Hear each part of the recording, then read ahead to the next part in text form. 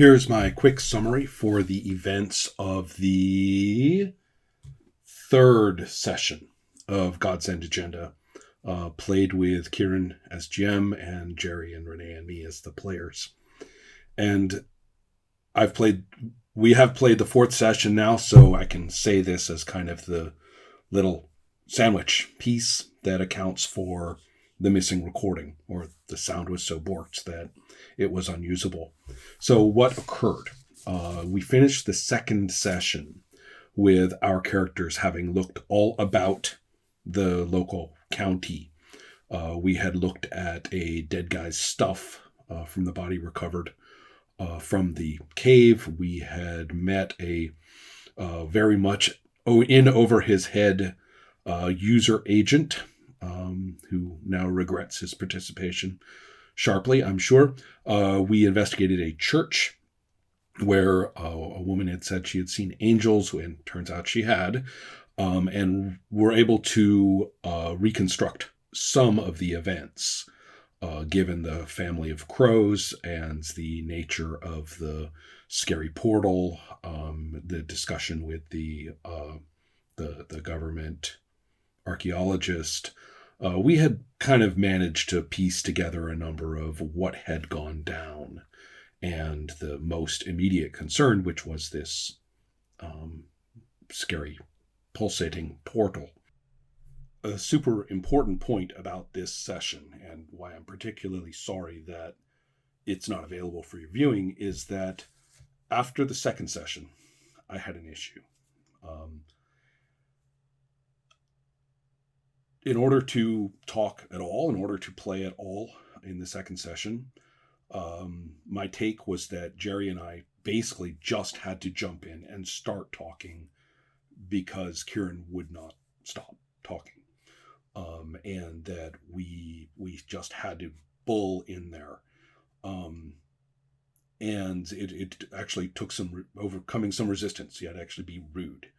And Renee, choosing not to do that, spoke, I would say, not at all during that session. And the dynamic that creates socially, was already going in places that I just didn't enjoy even a little. So I asked Kieran afterward, could you please, at sort of a metronomic way, say, what do you do? And I wanted to emphasize that all the exposition and the content and everything like that was actually very enjoyable. There's no question of that. But that we needed room for our characters actually to take action, and that room has to be provided. Otherwise, we will end up in this kind of competition for vocal presence that some of us are willing to do and others are not, and that it's just not a good situation. So Kieran said, "You're right," and did that. So you'll see in the third session. Nope, that was the third session. You would have seen in the third session that he was doing that. So that's something that you should know. And then in the fourth session, you'll see that he's continuing to do that as requested. And so just recognize that the second session, I think, had very distinctive qualities that that Kieran and I took steps to rectify. So that's something you should know about it. The one thing that seemed evident to do, or kind of had been left to do, because everything else kind of hit a little bit of wall of reconstruction of what had happened without, as I said, ever managing to get ahead of what was going on to deal with a piece of it in action. We went back to the cave. Renee said that she had Shmoo saying, "Let's just go in." So Shmoo went into the portal while the two of us waited. Not quite sure if the badness was in there or outside with us. And Kieran played that with a separate channel so that he had Shmoo return and tell us what she had seen and done. The primary issue there it was that it was more reconstruction. We learned more that the one faction had kept another faction using that place kind of as a prison. There had been a big fight. There was a lot of wreckage. That there events had happened in the other world, and certainly some beings had escaped. One of the things that followed Shmoo out was a little Irish mythology, goat prankster creature. As I say, the leprechauns get a bad rap in popular culture. It's these creatures which are actually the real troublemakers in the mythology. It, of course, refers to Caliban as brother because he's a Chimeran in Jerry's lore for the game. So it causes a little trouble. Gives us actually some useful points as saying that it's being chased by something terrible, terrible, terrible. Steals Shmoo's wallet, which is or phone rather, which is no real surprise. I actually warned them. My character is Irish, so had a little bit of clue about these things. Warns the others not to talk to it or get near it, but no, it swiped her phone.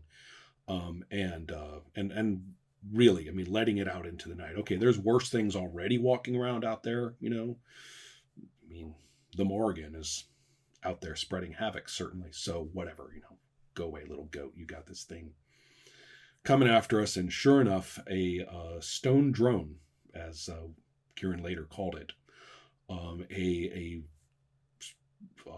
mechanized creature that probably served some kind of security guardian function, very much in the sense of primordial tech, right? It's made of stone, but it's high tech. Comes out spoiling for a fight, just ready to kill us. And so we have a fight in the cave. It's kind of nice to see our characters do some coordinated combat. Clearly, the characters are no slouches. I mean, they're high point level characters in Godsend Agenda, and when they go into action, it's highly professional, frankly. The different powers did what they do for a game of this kind. In that, Caliban is actually, grabbing it with his feet and restraining it with his, prehensile feet while, pounding on it, but in taking huge amounts of damage just to lock it down. It was capable of zapping us in ways that reduced our effectiveness, which is kind of important in this game. So it was very good at putting other creatures at a disadvantage, being able to mitigate that at least to a minimal extent, because we actually couldn't. It was too strong. We could not mitigate it fully and just soak or bounce the effects it was having on us. So we were burning hero points immensely, which is sort of the buffer effect of this game. There's the GM with this antagonist pool, and then there's the characters with their hero points, and the buffering was eaten up a great deal in this fight. Various tactics turned out to be quite interesting. Shmoo's offensive capability with her body morphing is quite frightening. I mean, she's got a lot of distance, she's got a lot of impact, and she can do these adaptive effects based on the materials involved. So that she was able to nail the thing. Thin Mind's armed with a completely ordinary pistol, no superpowers for the pistol itself, but all of the contextual abilities for Thin Mind to do precision strikes from unexpected places. Knocked off a piece of armor in the beginning of the fight, and therefore was able to open up some room for Shmoo to really nail it, to some extent. Dramatic effect to the fight, with Caliban restraining it, eating up a lot of damage from it, with Shmoo kind of grappling at it and striking at it with these spiky body shaped things. Kind of open it up for Thin Mind to actually sort of appear behind it in kind of a two-dimensional form expansion thing, and just put a bullet in to finish it, and kind of even just casually walk away from that point. So the three of us really kind of brought the super, I think, into the fight, and at that point, really, the avenues are closed. I mean, we have looked gone down every single avenue. I've done an investigation to find out what happened to the family car as well. So there's been sort of secondary outer ripple investigations as well for places that we have to use contacts rather than going there ourselves. And everything has been run down entirely. At that point, it is revealed that the archaeologist, Ms. Malloy, turns out to be one of the other Irish goddesses who's been living, all these millennia as a person, God in disguise kind of thing, and reveals herself as such when we really ask her. We're like, all right, you have got to tell us everything about all the mythology here, thinking that she's just an archaeologist. You've got to tell us. She sort of shows up at that point, and we say, all right, look, we need all kinds of archaeological, mythological context here so that we know what to do when we go after this goddess lady who's running around causing havoc, or learn how to stop this portal. You put it in whatever archaeological, mythological terms you know and will interpret. At that point, she says, well, after all, I'm Maka, the goddess. I'm like, oh, all right then. Well, that solves a lot of trouble. And she gives us the rundown on the backstory, which involves hyperspace engines and Tir na Nog and many things of this kind. Long story short, we got to fix a widget inside the portal land, or else she's going to blow. All right, so all reality sucked into that stuff. So that's what we learned from her, and that is the ending up. Now, in role-playing terms, in terms of system and function and stuff like that, we have clearly met Bobby G. This is where we learn what the problem is and what you do to fix it from this person. Whether Ms. Malloy had actually been this goddess prior to this point is, well, in fairness, it's none of our business, right? This is a mode of GMing in which this kind of information has to occur at this time.